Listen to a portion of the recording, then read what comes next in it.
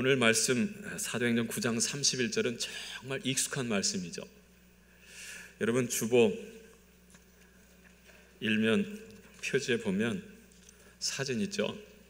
사진 밑단에 요 구절이 있습니다. 교회가 평안하여 든든히 서가고 주를 경외함과 성령의 위로로 진행하여 수가 더 많아지니라. 할렐루야. 제가 광성계 부임에서 지금까지 보고 있는 말씀이에요.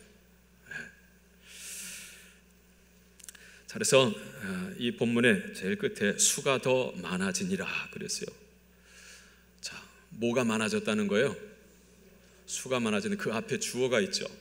교회가 라고 했습니다. 교회가. 어디에 있는 교회가요? 온 유대와 갈릴리와 사마리아의 교회가 평안했고 그 다음에 수가 더 많아지니라. 그래서 오늘 말씀의 제목은요, 수가 더 많아지는 교회입니다. 함께 따라하죠. 수가 더 많아지는 교회.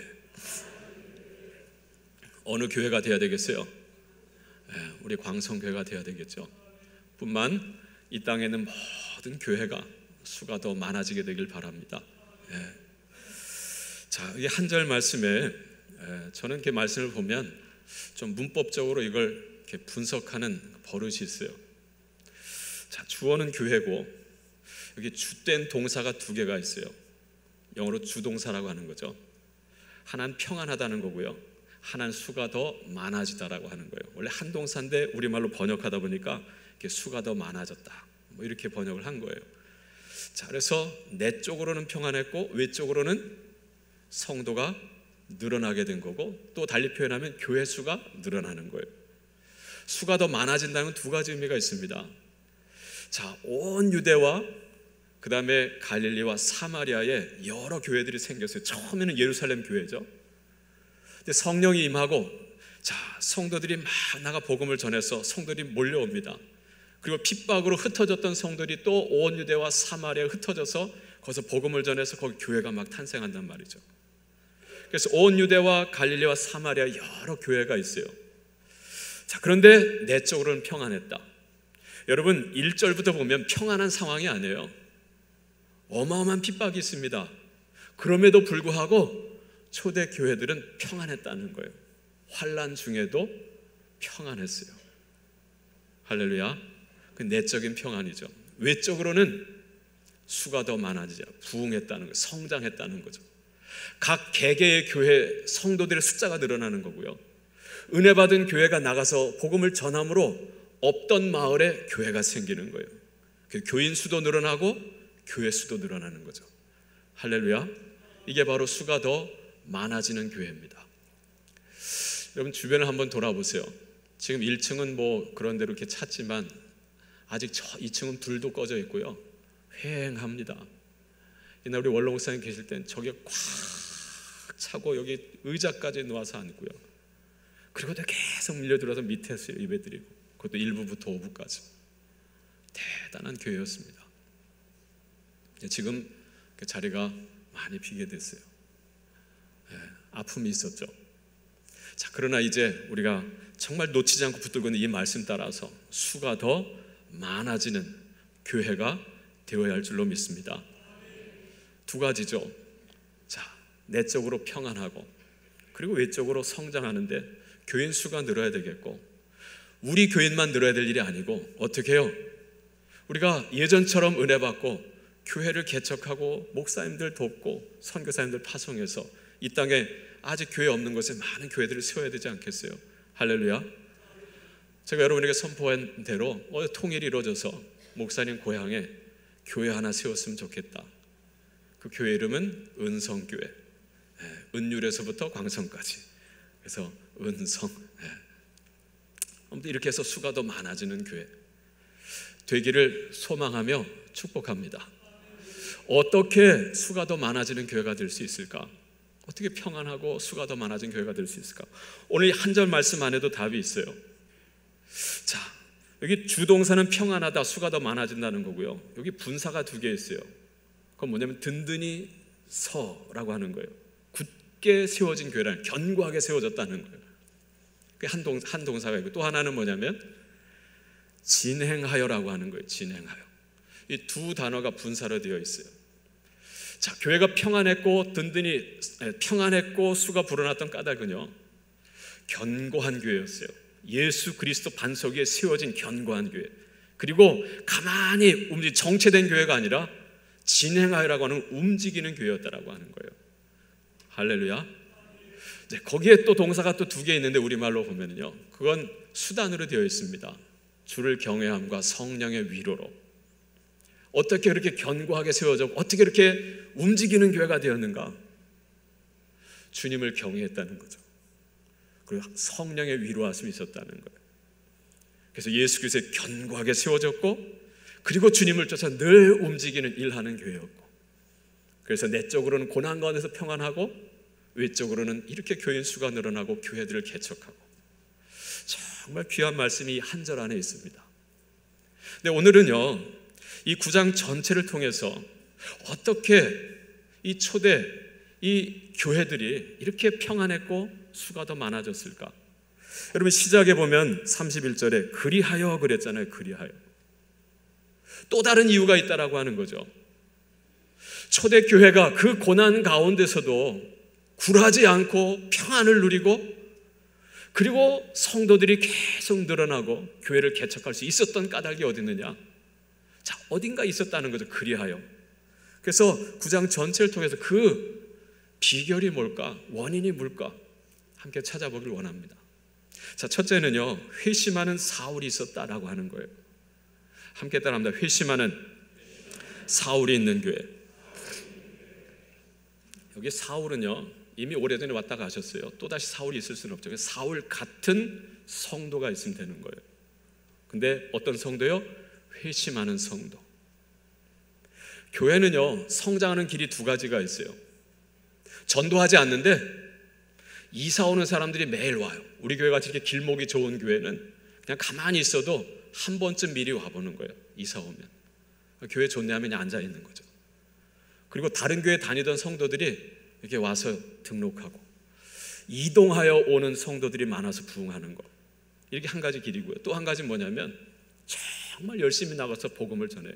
예수 그리스도를 증거하고 예수 그리스도 삶으로 보여주는 거죠. 그래서 안 믿던 사람들이 예수를 듣고 예수를 알고 회개하고 돌아오는 거예요. 회심하여 오는 성도죠. 여러분, 정말 진정한 교회의 부흥이라고 한다면 전자일까요? 후자일까요? 후자가 돼야 되겠죠.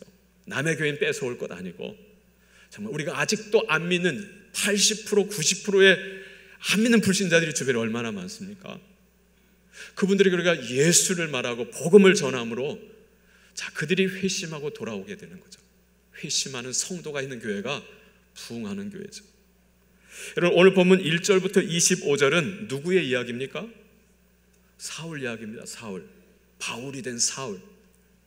그렇게 교회를 핍박하고 박해했던 사울이 와, 세상에 변화된 거예요. 회심하는 회심. 여러분, 여기 회심이라고 하는 것은요, 단순히 마음을 죄를 뉘우치는 걸 말하지 않습니다. 잘못을 뉘우치는 정도를 회심이라고 그러지 않아요. 뉘우칠 회 마음심이 아니고요, 돌이킬 회 마음심자예요. 돌이키는 마음, 뭘 돌이킵니까? 삶이 완전히 뒤바뀌어지는 걸 말하는, 인생의 방향이 달라지는 거예요. 이런 성도들이 있는 교회가 여러분 정말 건강한 교회고요, 이런 교회는 예수를 보여주는 교회고 복음의 능력을 보여주는 교회고 전도가 되게 하는 교회라고 하는 것이죠. 초대 교회는요, 그런 역사가 있었어요. 회심하는 성도들이 몰려오는 거예요.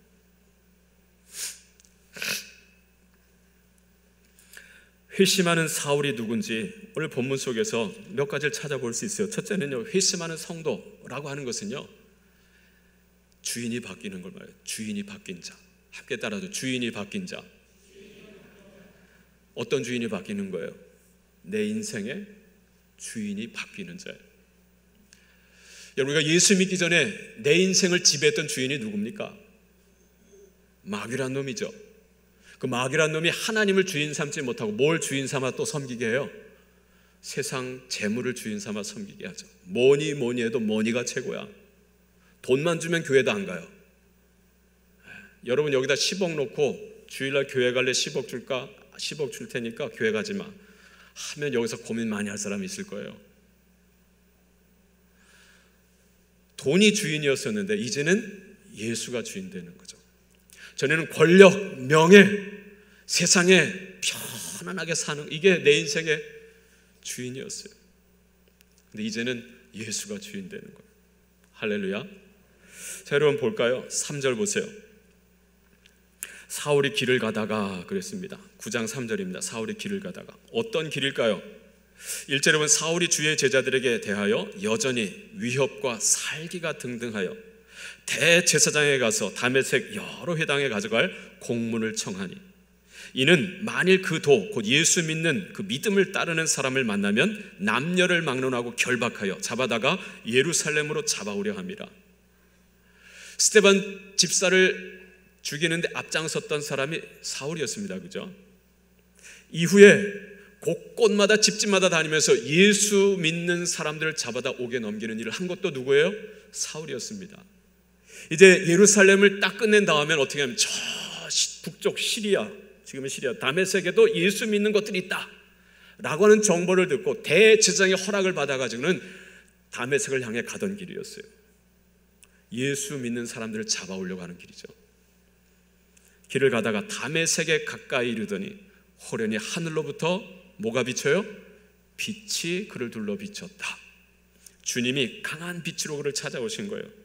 4절에 그가 땅에 엎드러져 들으며 소리가 있어 이르되, 너무 밝아서 앞이 캄캄해지는 거죠. 근데 소리가 들리는 거예요. 사울아, 사울아, 네가 어찌하여 나를 박해하느냐 하시고는, 누구의 음성이죠?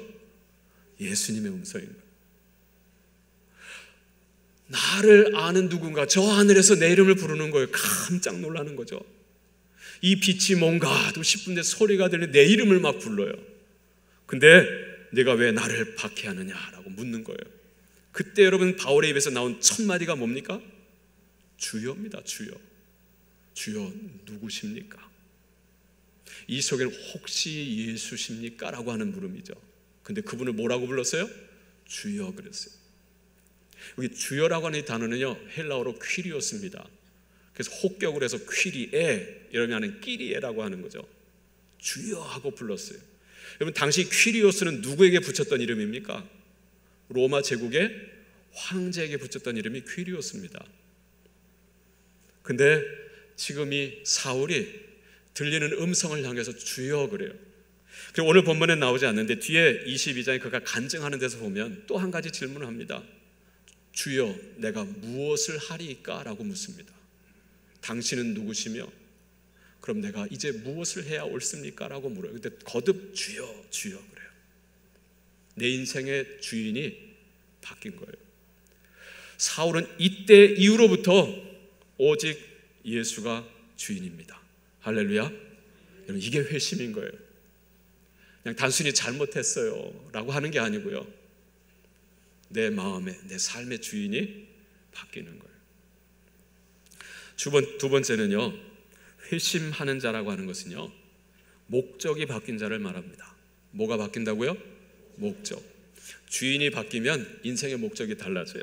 자, 15절 말씀 읽죠. 15절 말씀 같이 읽습니다. 주께서 이르시되 가라, 이 사람은 내 이름을 이방인과 임금들과 이스라엘 자손들에게 전하기 위하여 택한 나의 그릇이라. 네. 하나님께서 한편으로는 사울을 만나 주셨고 또 한편 동시에 그 시간에 다메섹에 있는 아나니아라고 하는 제자를 만나 주십니다. 아나니아가 기도하는데 하나님의 음성이 들리는, 주님의 음성이 들리는 거죠. 아나니아야, 곧 사울이라고 하는 사람이 사람들의 부축을 받고 올 거라는 거죠. 너 그 사람 좀 안수기도 좀 해주라는 거예요. 그때 아나니아가 말합니다. 사울이요? 그놈은 우리 주님을 핍박하고 교회를 박해하는 자가 아닙니까? 그런데 저보고 그를 안수해 주라고요. 저를 잡아갈지도 모르는데요. 그때 주님이 이 말씀하시는 거예요. 가라는 거죠. 의심하지 말고 두려워하지 말고 가라는 거예요.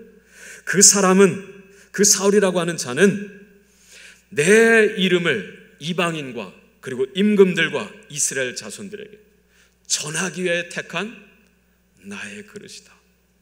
주님의 종이다라고 하는 거죠. 이것이 바울의 삶을 향한 목적인 거예요. 사울이 다메섹에 가서 이 아나니아를 만납니다. 안수를 받습니다. 눈에 비늘 같은 것이 벗겨지고 이제 보게 된 줄 알았어요. 이제껏 보았던 것은 다 헛것이었고요. 이제 눈에 비늘이 벗겨서 이제 주님을 보게 되고 진리를 보게 되는 거죠. 그리고 이 아나니아를 통해서 내가 어떻게 살아야 하는지 삶을 듣게 된 거예요. 자, 당신은 주님이 복음 전하게 택한 그릇이라고 합니다. 주님의 그릇이라고 합니다. 자, 16절도 보면 그가 내 이름을 위해 얼마나 고난을 받아야 할 것을 내가 그에게 보이리라. 당신은 장차 고난을 받으면서도 복음을 전할 자라 라고 하는 거죠. 이 말씀을 전해 듣고 이제 그것이 바울의 삶의, 사울의 삶의 인생의 목적이 되는 거예요. 여러분, 이게 진정한 회심이죠. 인생의 방향이, 삶의 목적이 확 달라지는 거예요. 또 한 가지 바뀌는 게 이렇게 뭐냐면요, 생활이 바뀌는 거예요. 뭐가 바뀐다고요? 생활이 바뀌어요. 생활이 바뀐다는 거는요, 생각이 바뀌고 말이 바뀌고요, 행동이 바뀌는 거예요. 여러분, 18절 이하에 보면 바울이 어떻게 달라졌는가 보죠. 자, 사울의 눈에서 비늘이 벗겨졌죠. 그 다음에 세례를 받죠. 자, 음식을 먹고 강건하여지니라. 그 다음에 사울이, 19절 중간입니다. 사울이 다메섹에 있는 제자들과 함께 며칠 있을새. 자, 20절 말씀 같이 읽을까요? 즉시로 각 회당에서 예수가 하나님의 아들이심을 전파하니. 할렐루야. 여러분, 놀랍지 않습니까? 어떻게 바뀌었습니까? 사울이 어떻게 달라졌어요? 말이 달라졌잖아요. 예수가 하나님의 아들이심을 뭐 했다고요? 부인한 것이 아니고 전파했다는 거예요. 요 전까지는 예수를 하나님의 아들이다 라고 말하는 자들을 뭐 했어요? 미워했고 분노했고 잡아다가 죽였습니다. 그랬던 자가 이제는 그 입술로 예수는 하나님의 아들이심을 전파했다는 거예요. 어디서요? 다메섹에서. 자, 21, 듣는 사람들이 다 놀라 말하되 와, 이거 사울 맞아 라고 하는 거죠. 자, 예수를 믿는 사람들은 기뻐하고 반면에 유대인들은 그 사울을 미워하는 거죠. 자, 그러나 22절에 보세요. 사울은 그럼에도 불구하고 더 힘을 더 얻어 예수를 그리스도라 증언하여 다메섹에 사는 유대인들을 당혹하게 하니라. 예수를 하나님의 아들이라 증거하고 예수를 그리스도라 선포합니다. 생활이 확 달라진 거죠. 이게 회심입니다. 그렇게 볼 때 여러분, 전도가 회심을 낳고요, 또 회심이 또 전도를 낳는 거예요. 그렇지 않습니까? 복음을 전함으로 그 복음을 듣고 그 사람이 내가 지금 잘못된 길을 가고 있구나 깨닫고 거기서 회심을 하죠. 그 회심한 사람을 인하여서 또 전도가 일어나는 거예요. 그래서 부흥하는 교회가 되려면 회심하는 성도가 있어야 되고요, 회심하는 성도가 계속해서 밀려 들어와야 되는 거예요. 왜냐하면 전도는 누가 합니까? 회심하는 성도가 전도하는 거예요. 인생의 주인이 바뀌고 그리고 목적이 바뀌고 그리고 생활이 바뀐 자가 전도를 하고요, 전도가 되게 하는 거예요. 세상은 그 교회를 보고서 묻습니다. 그런 성도를 보고 묻는 거예요. 도대체 당신의 그 자유함, 당신의 그 여유로움, 당신의 그 담대함, 도대체 그건 어디서 나옵니까? 라고 묻는 거죠. 그때 교회는 뭘 대답해야 되겠어요?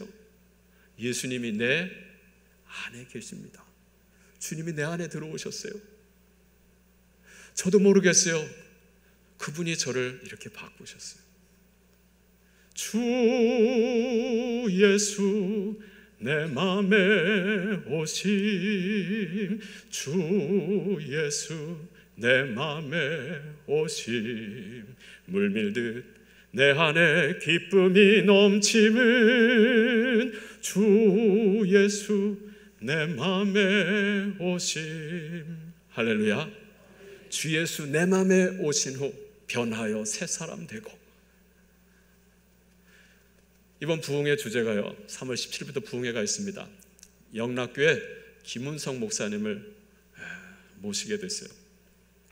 여러분, 주님의 발자취를 따라 우리 원로 목사님 그 자서전 보면 거기 김은성 목사님이 잠깐 이름이 언급돼요. 우리 교회랑도 인연이 있습니다.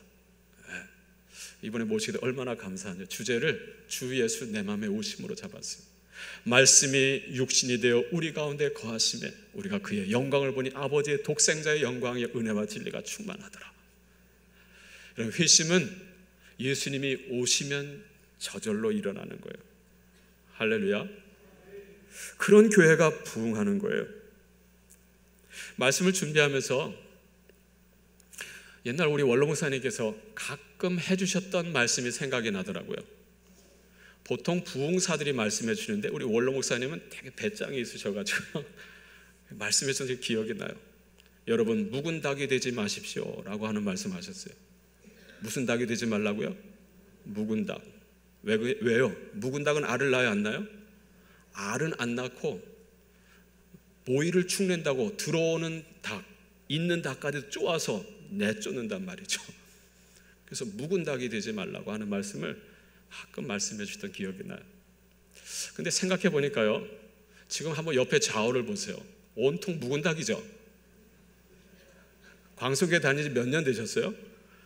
여기 10년은 명함도 못 내밀어요. 지금 30년, 40년, 50년. 그래도 감사한 건요, 묵은 닭인 여러분이 교회를 지켜줬어요. 할렐루야.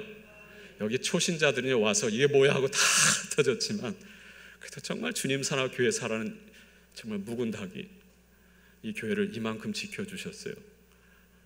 은혜입니다. 할렐루야. 그런데 돌아보니까 그러나 젊은 닭들은 다 사라졌어요.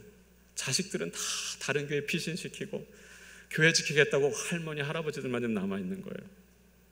이제 앞으로 우리 어떻게 해야 되겠어요? 어떻게 해야 되겠습니까? 아마 한 세대만 지나면 여기 한 100여 명만 모여서 예배드릴지 모르겠어요. 이제 우리 묵은 닭들이 해야 될 일이 있습니다. 뭘 해야 될까요? 네? 알을 낳아야죠. 알을. 네. 어떻게 목사님 묵은 닭이 알을 낳습니까? 여러분 세상에선 묵은 닭은 알을 낳지 못하지만 교회에서는 묵은 닭도 알을 낳습니다. 여러분 시편 92편 14절에 의인은 종려나무 같이 번성하여 레바논 백향꽃이 흥황하리로다 하고 그 다음 말씀이 뭐예요? 그는 늙어도 결실하며 진액이 풍족하고 빛이 청청하여 그랬어요. 그래서 하나님의 정직하심을 나타내리로다 그랬어요. 여러분 성도는요 늘 은혜 충만 성령 충만 말씀 충만해서요 늙어도 열매를 맺는 거예요. 아멘이십니까? 세상에선 늙으면 다 폐품 처리됩니다. 박물관 들어갑니다. 그러니까 교회는 안 해요. 교회는 늙어도 열매를 맺어요. 진액이 풍족하다. 성령 충만한 거죠. 빛이 청청하다. 은혜가 충만한 거죠. 감사 충만. 그래서 하나님의 어떠하심을 삶을 통해서 보여주는 거예요. 교회는 회심하는 바울이 있어야 돼요. 회심하는 사울, 회심하는 성도가 있어야 돼요. 예수가 내 삶의 주인이 되셔서 내 인생의 목적이 바뀌어서 내 삶이 달라지고 언어가 달라지고 행동이 달라짐으로 말미암아 예수를 보여주고 복음의 그 말씀의 능력을 보여주고 그 도대체 그 비결이 뭐냐라고 사람들이 묻고 그 여러분의 옷자락을 잡고서 나오는, 그래서 수가 더 많아지더라. 이것이 광성교회의 역사요 이 땅의 교회들의 역사가 되기를 바랍니다. 자, 두 번째는요, 세워주는 바나바가 있어야 한다라고 하는 거죠. 함께 따라합니다. 세워주는 바나바가 있는 교회. 바나바는 묵은 닭일까요? 이제 막 들어온 생닭일까요? 네? 묵은 닭입니다. 예루살렘 교회의 묵은 닭이에요. 그런데 그는 들어오는 성도 쫙 가지고 내쫓는 것이 아니라 붙들어 세워주는 일꾼이었다라고 하는 거죠. 할렐루야. 여러분 우리가 알도 낳아야 되겠고요, 세워주는 성도가 일꾼이 돼야 되는 거예요. 세워주는 일꾼이 된다라고 하는 것은요, 첫째로 눈이 달라지는 걸 말합니다. 뭐가 달라져요? 눈이 달라집니다. 자, 26절 말씀 같이 읽죠. 시작.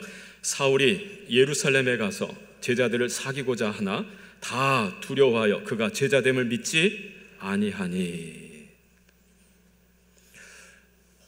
다메섹에서 복음을 전합니다. 사울을 통해서 예수 믿는 사람들이 나오고 사울의 제자들이 막 생겨나요. 근데 유대인들이 사울을 잡아 죽이려고 해서 어쩔 수 없이 다메섹을 피신해서 예루살렘으로 돌아옵니다.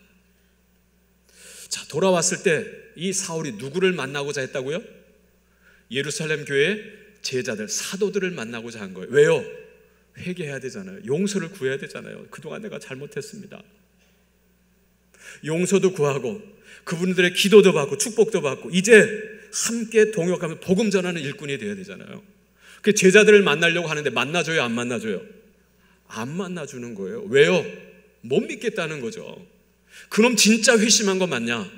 그 사기치는 거 아니냐? 우리 그렇게 해서 잡아 넘기려고 하는 거 아니냐? 안 만나주는 거예요.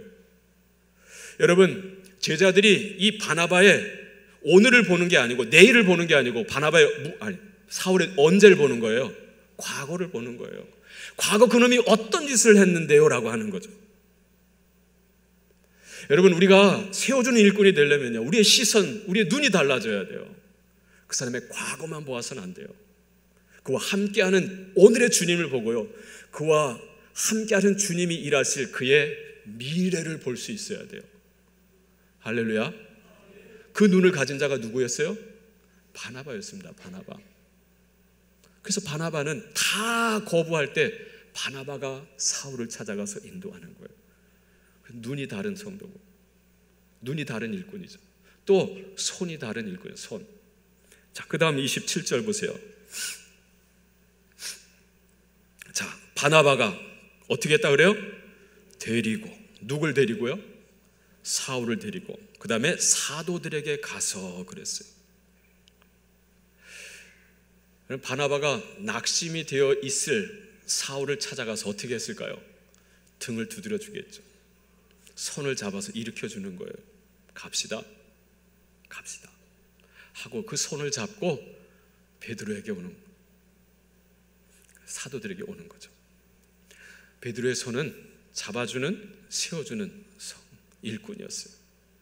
여러분, 앞서 우리가 4장 36절 37절에 보면 이 바나바는요, 손이 참 큰 사람이었어요. 자기 땅을 팔아가지고 사도들의 발 앞에 뒀다는 걸 헌금을 했다는 거죠. 그리고 그것을 가지고 가난한 사람, 없는 사람, 고아와 가부를 찾아다니면서 구제를 했고요. 그리고 기도해주고 위로해주고 격려해주고. 그래서 그의 이름이 바나바가 된 거잖아요. 본래 그의 이름은 뭐였어요? 요셉입니다. 요셉. 요셉의 이름의 뜻이 뭐예요? 라헬이 요셉을 낳고 이름을 요셉이라고 그랬어요. 더 주세요 하거든요. 언니는 아들이 넷이네, 저는 이제 하나밖에 안 해요. 더 주세요. 요셉, 요셉 한 거거든요.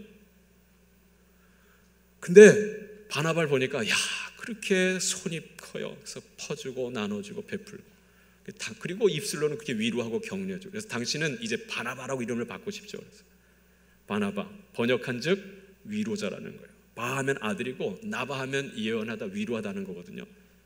당신은 정말 가진 것으로 그리고 받은 은혜로 말로써 사람들을 위로해주고 격려해주고 세워주는 자라는 거죠.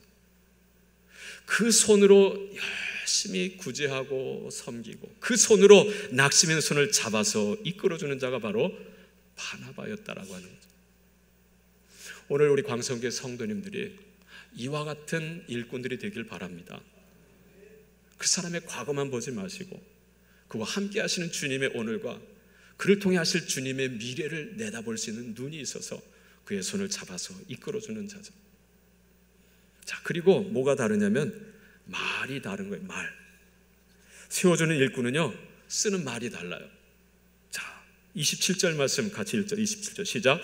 바나바가 데리고 사도들에게 가서 그가 길에서 어떻게 주를 보았는지와 주께서 그에게 말씀하신 일과 다메섹에서 그가 어떻게 예수의 이름으로 담대히 말하였는지를 전하니라. 할렐루야. 다들 안 돼라고 할 때 바나바는 예를 말합니다.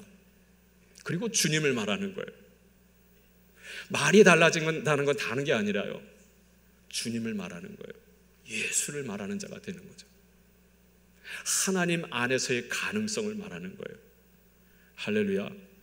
그렇게 해서 그는 사람을 세워주고 교회를 세워주는 일꾼이 되었어요. 골로새 4장 6절에요. 너희 말을 항상 은혜 가운데서 소금으로 맛을 냄과 같이 하라. 그리하면 각 사람에게 마땅히 대답할 것을 알리라 그랬어요. 말을 할 때 그 말에 소금을 칠해요. 그럼 세워주는 말을 하게 된다는 거죠. 오늘 여러분들이 정말 바나바와 같이 눈이 달라지고 손이 달라지고 입이 달라지셔서 쪼아서 내쫓는 것이 아니라 정말 붙들어 격려하고 세워줄 수 있는 귀한 일꾼들이 되기를 바랍니다. 그러면 평안하고 그러면 수가 더 많아지는 교회가 되는 거예요. 그래서 그리하여 온 유대와 갈릴리와 사마리아 교회가 평안하여 든든히 서가고 주를 경외함과 성령의 위로로 진행하여 수가 더 어떻게 됐다고요? 많아지니라. 회심하는 사울이 있었고요, 세워주는 바나바가 있었어요. 또 하나의 인물이 나옵니다. 그게 누굴까요? 32절부터 나오는 인물이 누구예요? 베드로죠. 베드로는 역사하는 베드로입니다.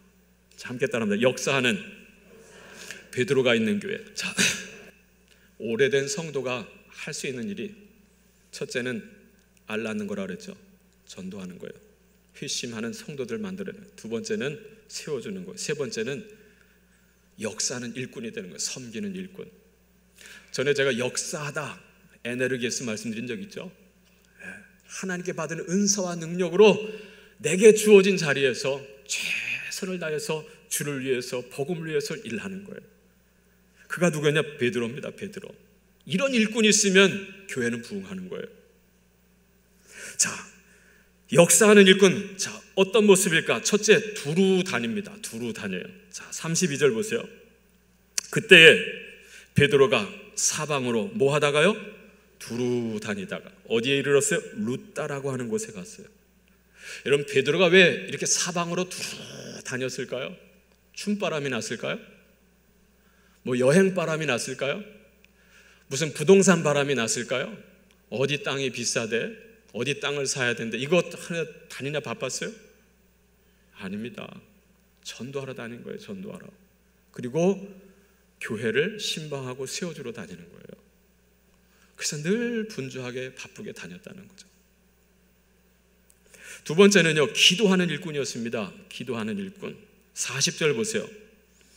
베드로가 사람을 다 내보내고 어떻게 기도해요? 무릎을 꿇고 기도하고 돌이켜 시체를 향하여 이르되 다비다야 일어나라 하니 그가 눈을 떠 베드로를 보고 일어나 앉는지라. 요바의 도로가 또는 다비다라고 하는 여인이 있었는데 그렇게 봉사 잘한 사람인데 그만 어떻게 갑자기 죽었어요? 그때 사람들이 루다에 있는 시몬을 청해서 우리 다비다 좀 어떻게 좀 해주세요라고 하는 거죠.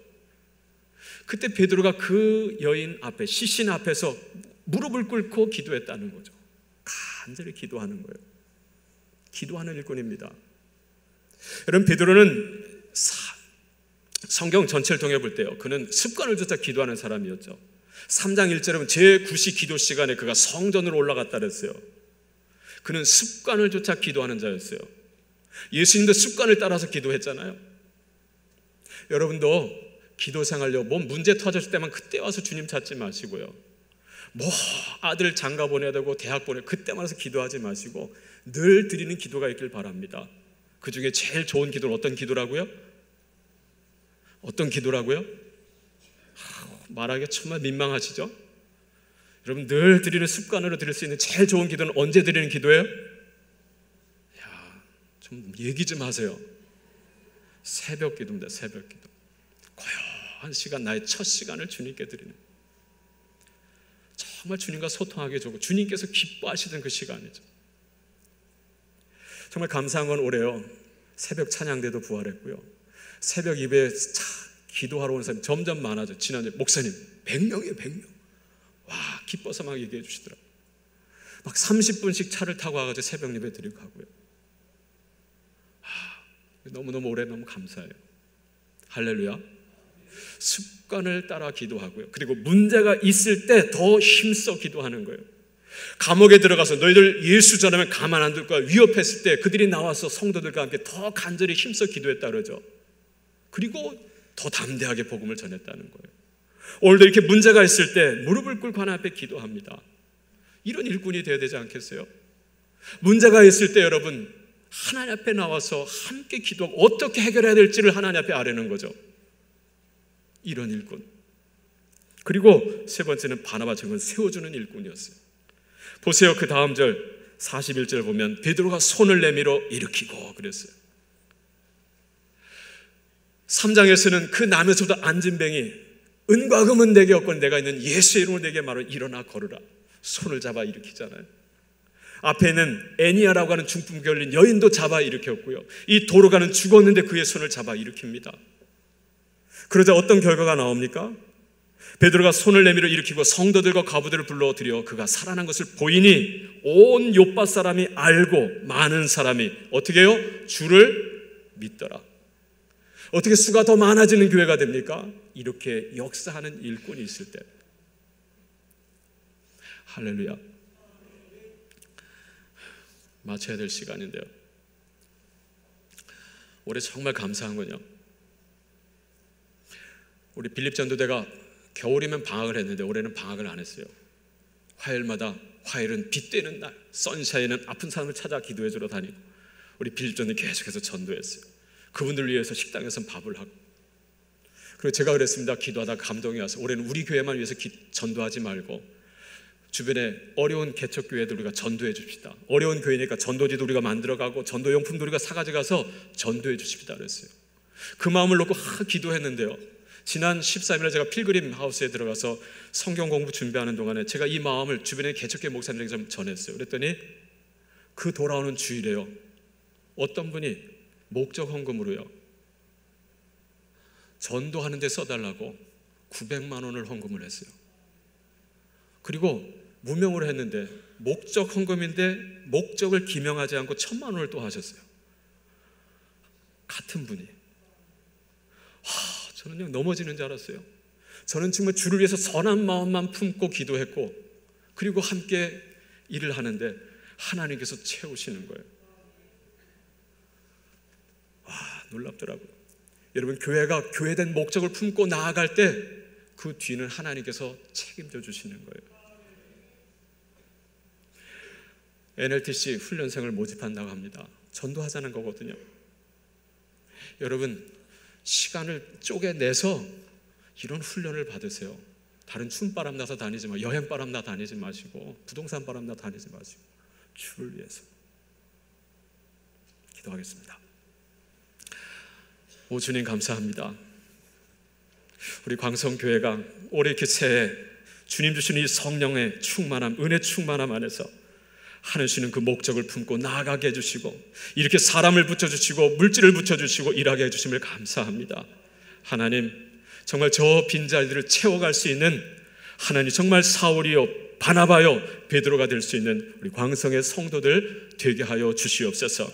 그래서 우리 교회만 부흥하는 것이 아니라 하나님 정체되어 있는 한국교회를 깨워 함께 일어설 수 있는 주님의 교회, 주님의 성도들 되게 하옵소서. 예수님의 이름으로 기도합니다.